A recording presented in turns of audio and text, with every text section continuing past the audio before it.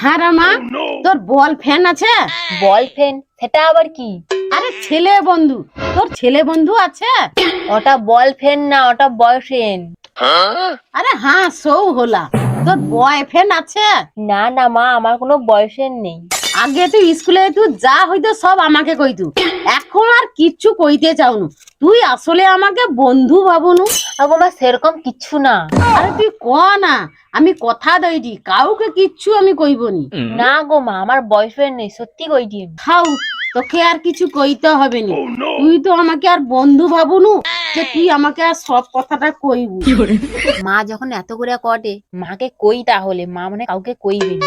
জানো তো মা, আমার একটা ছেলে বন্ধু আছে, না আমাদের সাথে পড়ে, তার নাম। তুই তাহলে কলেজে ওগুলা করতে যাও?